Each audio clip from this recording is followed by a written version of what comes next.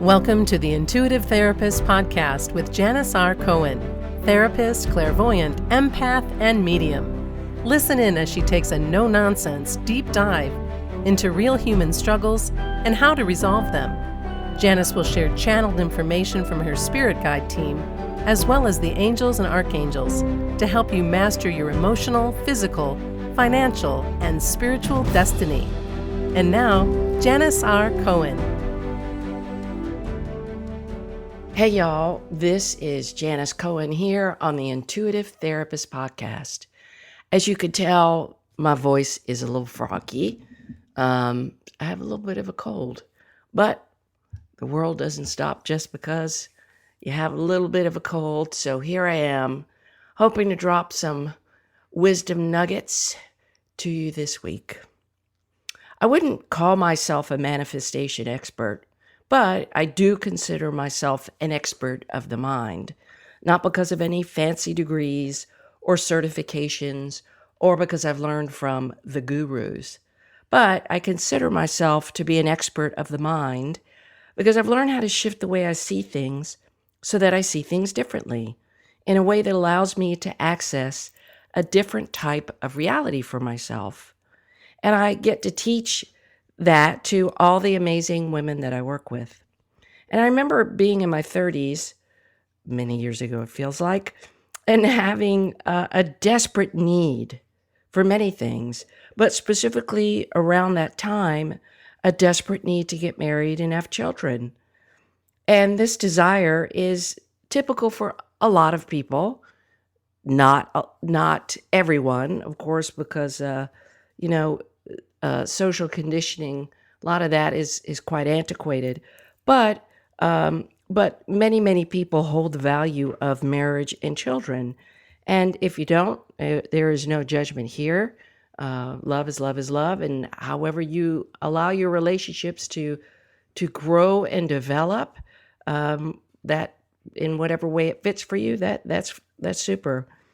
But there's a moment where we decide for ourselves what we value and what values don't truly fit for us anymore. And I distinctly remember feeling as though I was sitting on the sidelines of life for the entire decade of my 30s.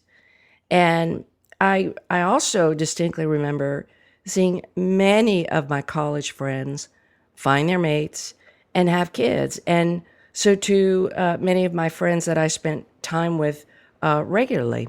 And I also clearly remember feeling like I was ostracized. But again, and I was ostracized when I was a young girl in 7th grade. And many of y'all have heard that story of me being really bullied when I was a kid. But I felt ostracized for wanting to be a part of everything that everybody else was so easily experiencing, but that I wasn't. And it was a really difficult time. It was really difficult to literally watch so many people have what I so desperately wanted, and I just couldn't wrap my head around why not? Why couldn't I? And trust me, I tried to make relationships work that didn't and wouldn't.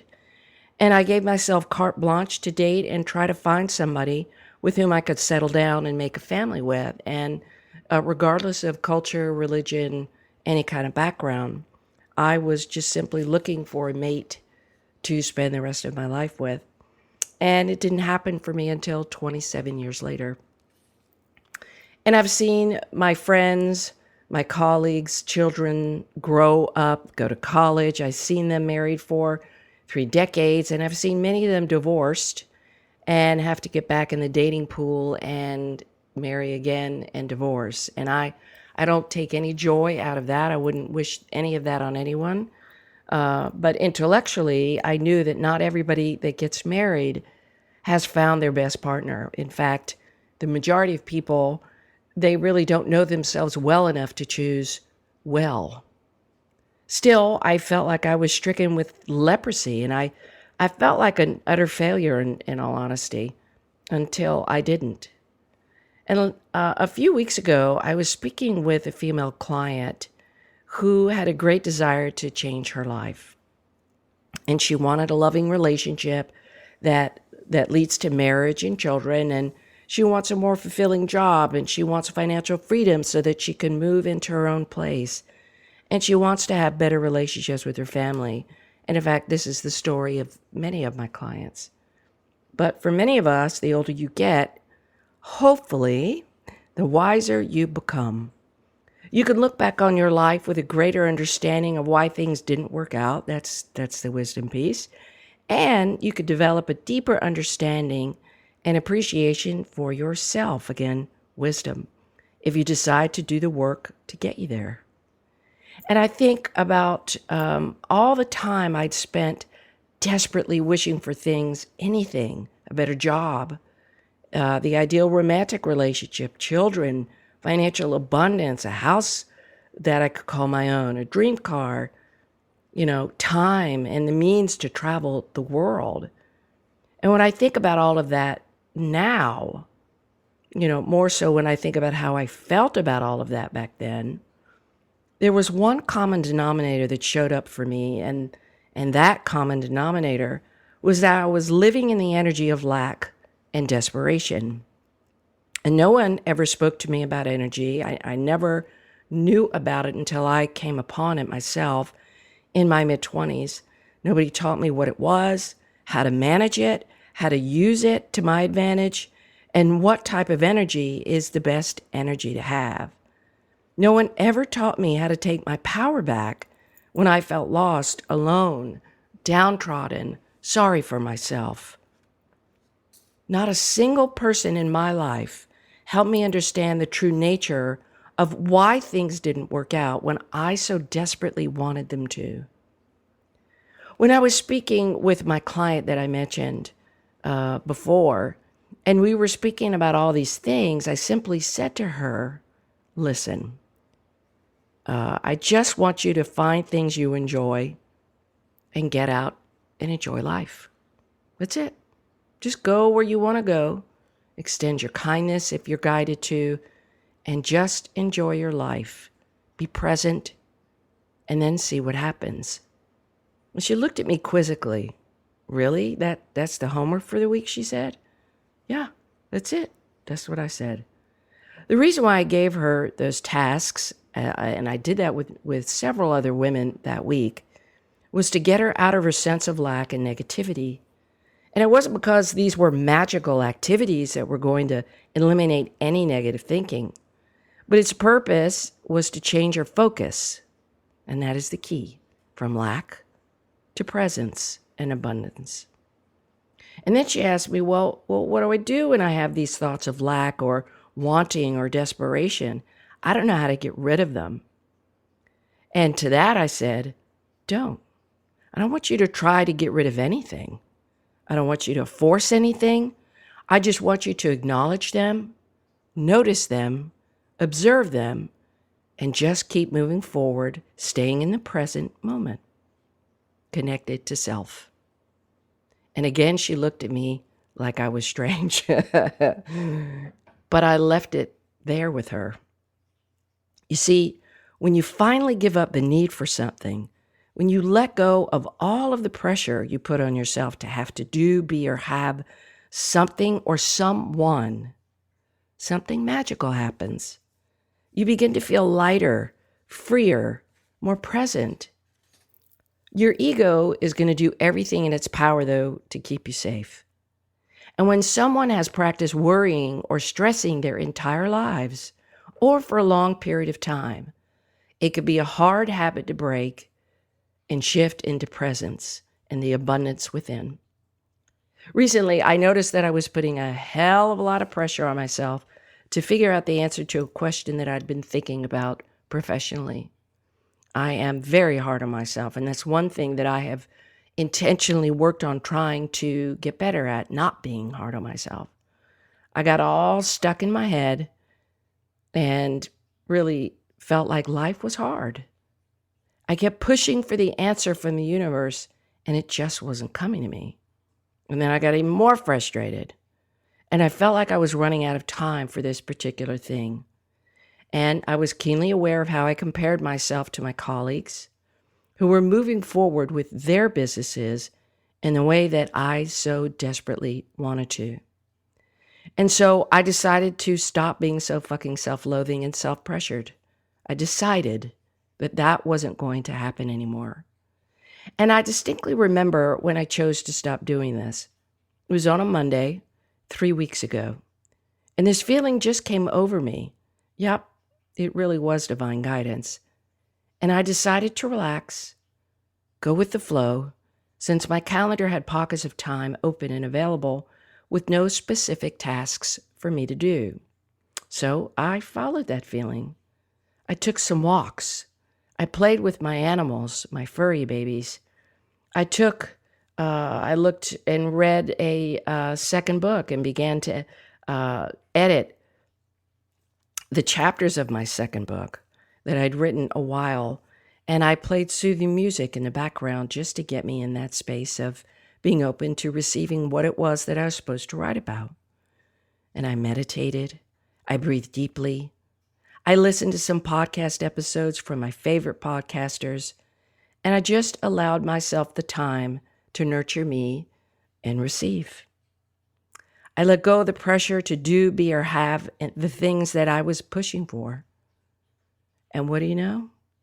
I felt peace for the first time in a long time. And don't we all crave that? But what seemed to happen was that my ego was urging me to work and to do. I can feel it now, making me think guilty thoughts for taking time out for me and not slaying my workday, checking things off the list. I acknowledged my ego and then continued to enjoy each day with a sense of peace that I hadn't had in months. And that was almost because I decided to just be present. Somewhere deep inside, I knew this was what I needed to do. Nothing but just be with myself and be in flow. And that in and of itself was enough doing for an army of doers. It was enough for me. And so was I. I was enough for me. So I let go of what I so desperately was trying to know and do. And I decided to, again, be present, remind myself to connect to breath, to connect with myself, focus only on the things that caused me and allowed me to feel good. And my beautiful fairy garden, like I looked at that and the plant in it that I nursed back to health, is beautiful and thriving. The beautiful sunshine outside of my window and the calming rain when it comes. My loving relationship with my husband. The blessing of being able to speak with and hug my mother's neck and hear her voice. Tell her I love her and hear that back. My beautiful office. The ability to walk, to see, to hear, to breathe easily. And suddenly, when I focused on these things, I found myself being aware of all of the blessings in my life, as well as how I intentionally chose myself. And I chose my peace of mind over anything that was causing me to feel the opposite. I chose it. Do I still have things to do and take care of? Yeah. Did I get them done? And especially when I take time for myself? Yep. And the thing is, I do them even better. Do I still get what I want even though I'm not desperately trying to will it my way? Yep. Just not on my timeline. You get the same opportunity to shift your focus too. And it doesn't matter how much you have going on. You know it's time to take care of you and become present with yourself when you start feeling the opposite of what you want to feel. It's like, that's the sign. That's the cue. But I know this sounds all sorts of woo-woo. Take time for yourself, nurture, breathe. And with everything that you got going on, all the obligations and all the pressures of satisfying your work for your job, it can be really hard to do all that. I get it. You got bills to pay, kids to take care of, a job to satisfy, and any other obligations that we humans take on. But what I've come to know and cherish with every fiber and cell of my being is my sense of peace and calm. And I can choose to enter that space whenever I want, regardless of what's going on. And it can take a moment to do that. All I need to do is decide that that's how I'm going to move through my day. I intend to do it. It's my intention, my choice. And then I take time, several times during the day, to breathe and to do things that feed my soul. And those things are unique to me. Things that you might do might be different, as long as you feel like your soul is being fed. In any moment, I can access the sense of peace and abundance that I have so desperately craved in the moments that I was pushing for that, with one decision to honor me and feed my soul. I can step back and read something that is enlightening or calming for 15, 30 minutes if I choose. I can listen to music I love, and I can take moments to dance and move around and allow the endorphins to light up my body. I can pet my sweet animals and connect with their unconditional love for me. I can cook a yummy meal. I can clean my office. I can do a million things that would be soul food for me. But what matters most is that I choose to let go of the self-imposed pressure, lack, and desperation to do, be, or have. To let go of having things be a certain way, either because I compare myself to others at the moment, or because somewhere I've convinced myself that if I don't do, be, or have something that I think I should, then I've failed and then I'm not good enough. So I ask you to let go of any of this that you're holding on to, any desperate need that you have for anything, as it will always push away the very thing that you want, and it will always help you focus on the wrong things that lead you away from what's meant for you. It's all we have, your focus, your choice, your decision to be present. And you can't wish for a better past. I've talked about that before. You can't rewrite it, but you can change the way you see it and yourself being a part of it, who you are because of the things that have happened. They don't define you. They don't determine your future unless you let them. So I urge you to choose peace in the moment, because that's really where it's all at. I ask you to choose presence, and I ask you to choose yourself over and over and over again. And in due time, when you do all of these things, when you fall into and breathe into the godliness, the abundance that is within, that beautiful sense of peace, no matter what is showing up in your outer world, we all have this sense of peace and abundance and the purity of who we are. We all can access that, because that's what I'm talking about. That's what this is really about. And when you're able to take moments and breathe and go within and feel the true divinity in just being present and the true divinity in who you are, you're going to see eventually everything on the outside change and shift, giving you all that you have so desperately wanted in the first place. I hope this is helpful. I hope that you take moments of time during your day, even if you're at your job and you take your lunch break and you go out in your car and you just breathe and you feel yourself in a different place. And you notice the beauty of yourself, not your thoughts, because your thoughts don't determine who you are. You get to determine who you are based on what you decide to focus on. Focus is where it's at. That's where your energy goes. And wouldn't you want your energy to go where you want it to go?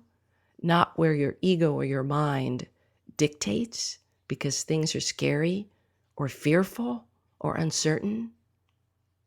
You're fully in charge of who you are and who you determine yourself to be. And it all begins with where your focus goes, not the thoughts you think. I wish you a blessed day, a wonderful week, and always live intuitively.